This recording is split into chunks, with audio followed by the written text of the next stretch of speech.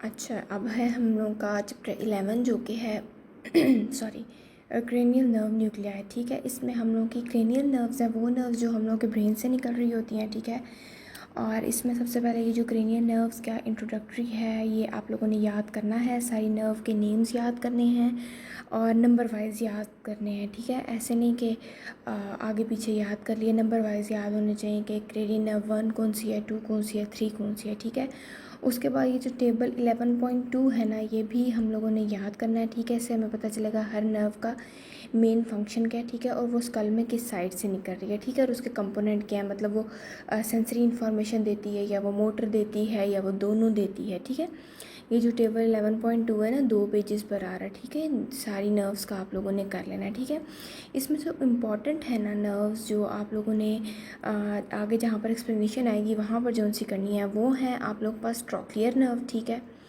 इसकी आपको सारी डिटेल्स याद होनी चाहिए कि इस नर्व का कोर्स क्या है, इस नर्व की डिस्ट्रीब्यूशन क्या है। ये कोर्स मतलब कि कहाँ कहाँ से गुजरती है ये नर्व, डिस्ट्रीब्यूशन यानी कि किस किस मसल को ये सप्लाई करती है, क्या क्या फंक्शन प्रोवाइड करती है ये। और पाल्सीज़, पाल्सीज़ मतलब है कि ये नर्व अगर डैमेज हो जाएगी तो क्या क्या इफ़ेक्ट आएंगे हम लोग की बॉडी पे। ठीक है, हम लोग को क्या क्या प्रॉब्लम फेस करनी पड़ेगी। ठीक है, तो इसमें जो सी इम्पॉर्टेंट है ना वो आप लोग टेबल में मार्क कर लें। वो है हम लोग पास ट्रॉक्लियर। ठीक है, उसके बाद है हम लोग पास ट्राइजेमिनल। ट्राइजेमिनल के हम लोग पास 3 कंपोनेंट्स हैं, जैसे कि ऑप्थेल्मिक, मैक्सिलरी एंड मैंडिबुलर। ठीक है, इसके बाद जो हम लोग के पास है वो है फेशियल। फेशियल नर्व हम लोग के पास बहुत इंपॉर्टेंट है। ठीक है, इसके भी जो कंपोनेंट्स हैं तीनों वो याद करने हैं।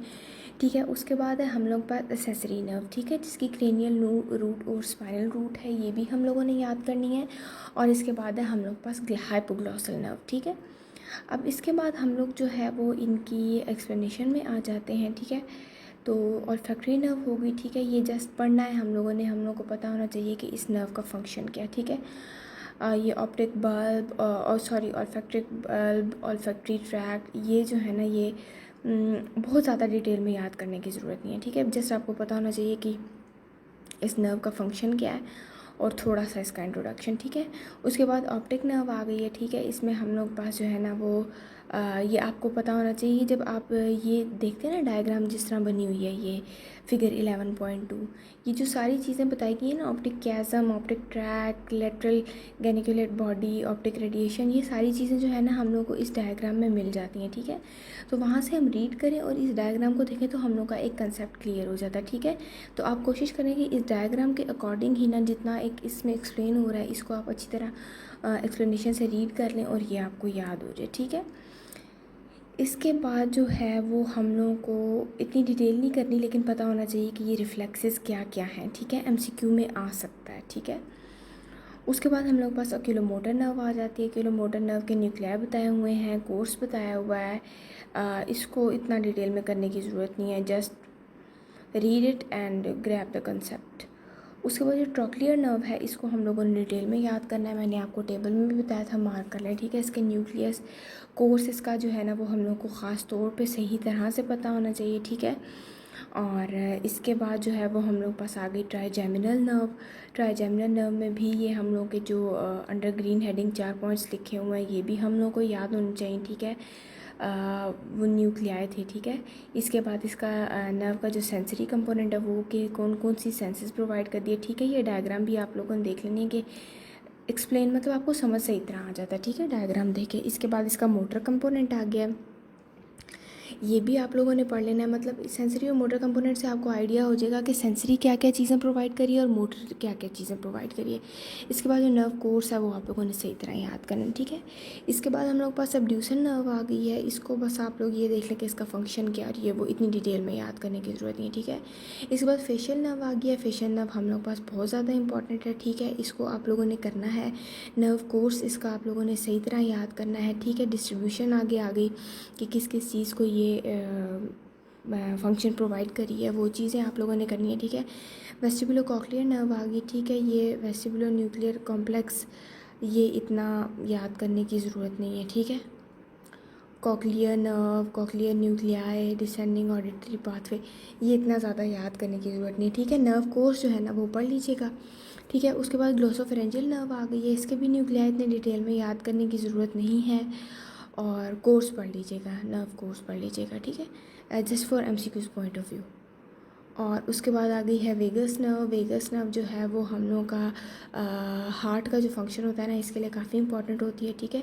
तो इसके लिए जो है ना आप इसका नर्व कोर्स पढ़ लीजिएगा, ठीक है।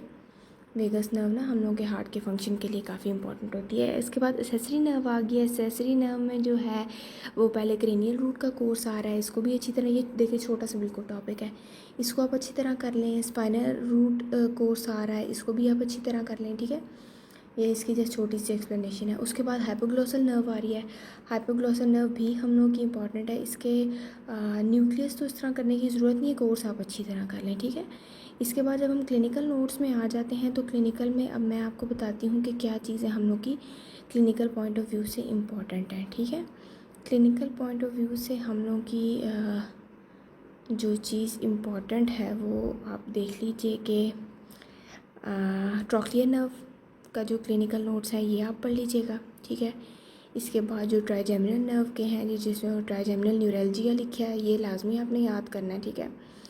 फेशियल नर्व है, फिर फेशियल नर्व की लीजन में हम लोग पास बेल्स पाल्सी आ जाती है, एक फेशियल पाल्सी भी होती है, ये आप लोगों ने करनी है, ठीक है, सही तरह से ये पता होनी चाहिए MCQs पॉइंट ऑफ व्यू से भी और वैसे भी। बेल्स पाल्सी और फेशियल पाल्सी का कंसेप्ट हम लोग को बहुत अच्छे तरीके से क्लियर होना चाहिए। हम लोग पास बहुत पेशेंट आती हैं और बहुत मोस्ट कॉमन पेशेंट होते हैं, ठीक है, हमारे OPD में भी, जो कि बेल्स और फेशियल पाल्सी के साथ आए हुए होते हैं, ठीक है। इसके बाद जो है वो वेस्टिबुलो कॉक्लियर नर्व में आप देख लीजिएगा कि वर्टाइगो क्या होता है, निस्टैग्मस क्या होता है, इसके पेशेंट आते हैं हम लोग पास OPD में, ठीक है। इसके बाद जो है वो एक्सेसरी नर्व का क्लिनिकल पढ़ लीजिएगा, इसमें कोई इस तरह की इम्पोर्टेंट चीज़ नहीं है। और हाइपोग्लॉसल जो है ना इसका भी पढ़ लीजिएगा, हाइपोग्लॉसल एक्सेसरी का पढ़ लीजिएगा। बाकी जो ऊपर मैंने आपको पॉइंट्स बताए ना जस्ट वही, वर्टाइगो हो गया, निस्टैग्मस हो गया, और इसके अलावा बेल्स पाल्सी, फेशियल पाल्सी, ये चीज़ें जो है ना, ट्राइजेमिनल न्यूरैल्जिया, ये क्लिनिकल पॉइंट ऑफ व्यू से इंपॉर्टेंट है, ठीक है। लेकिन बेल्स और फेशियल्स जो है ना ये आप लोग अपने पेपर के हिसाब से भी करनी है, आ सकती है पेपर में। वो most common and most important question है, क्योंकि इसके कंसेप्ट स्टूडेंट्स को इतने आराम से क्लियर नहीं होते, तो ये सही तरीके से आनी चाहिए। अभी अगर कंसेप्ट क्लियर हो जाए तो आगे आपको बिल्कुल टेंशन नहीं होती, ठीक है। उसके अलावा की कंसेप्ट पढ़ लीजिएगा एंड में, उन्हीं नर्व के जो मैंने आपको इंपॉर्टेंट बताई हैं, ठीक है, ताकि आपको ईजीली चीज़ें याद हो जाए। मेन पॉइंट्स जो है ना वो आप उनके देख लें, और उसके बाद जो है ना ये MCQs कर लीजिएगा।